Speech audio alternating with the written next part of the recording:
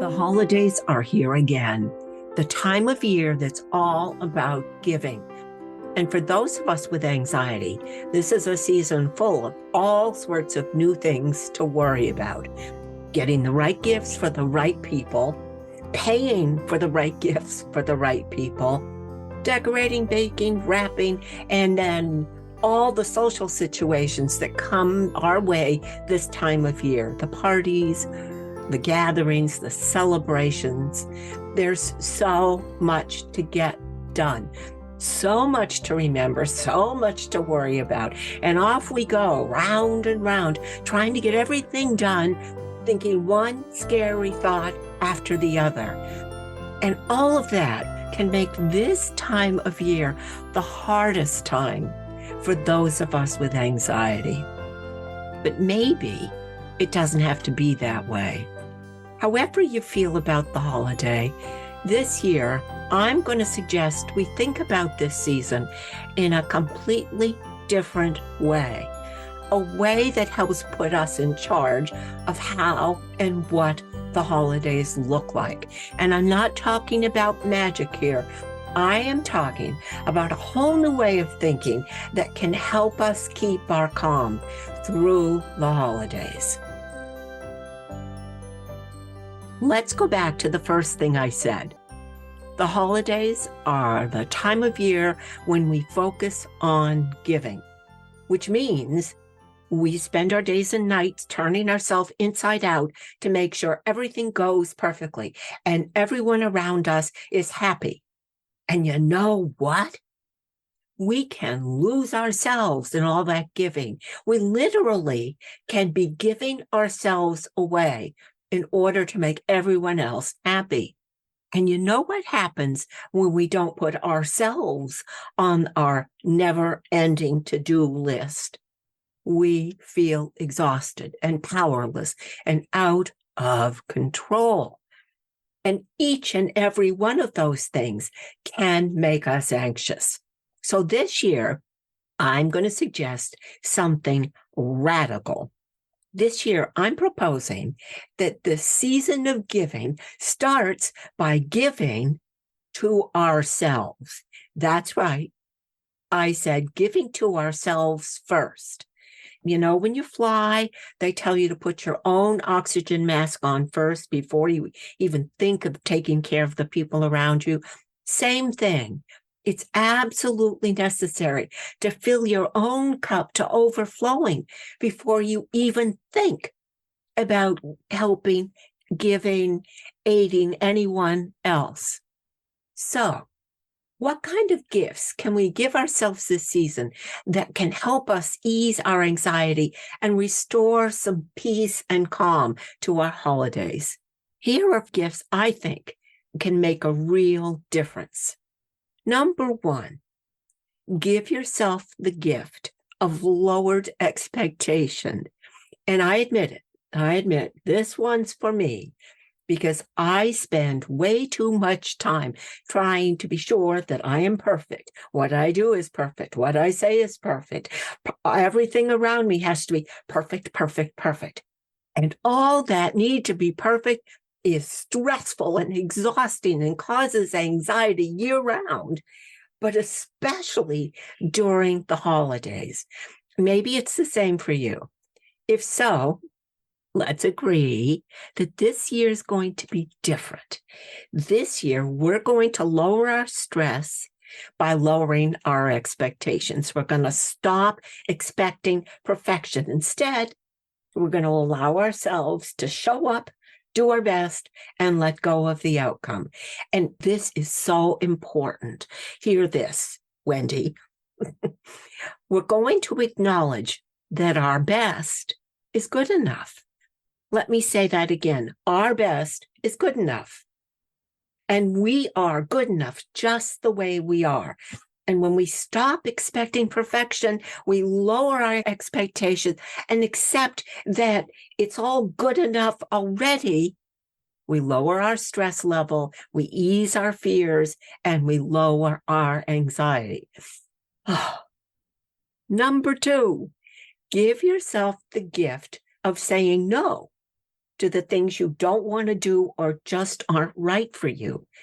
Some wise person once said that when you say no to spending time and effort doing something that you don't want to do, what you're really doing is saying yes to investing your time in doing what's really important.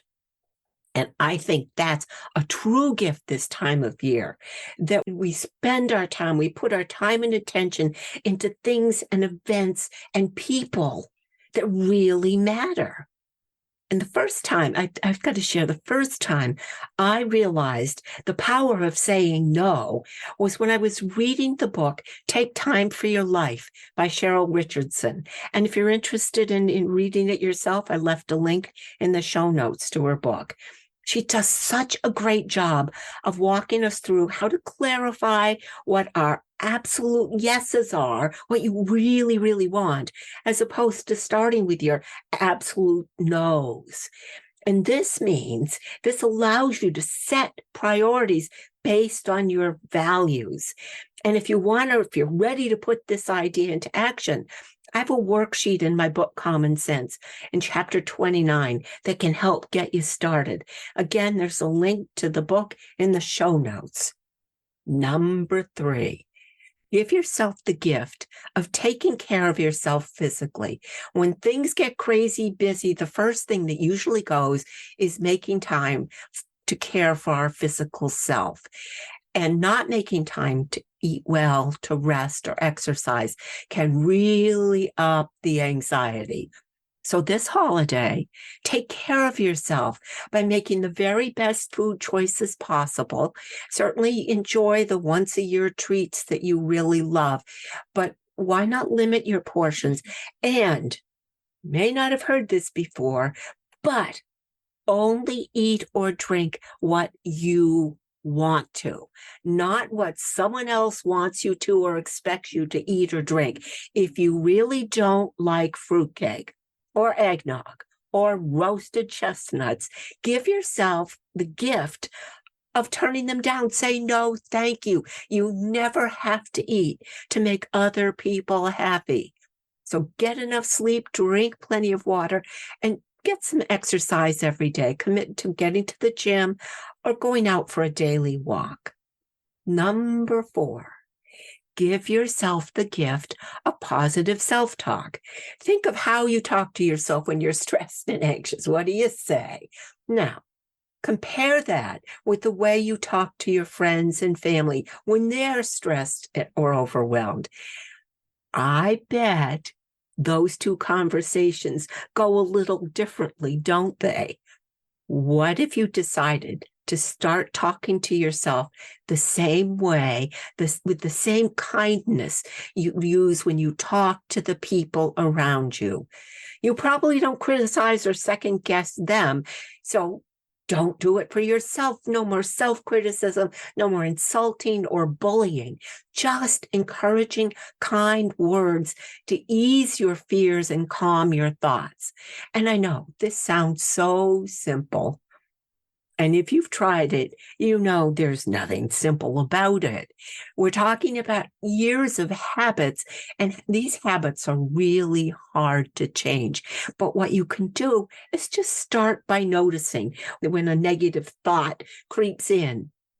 When you notice it, pause.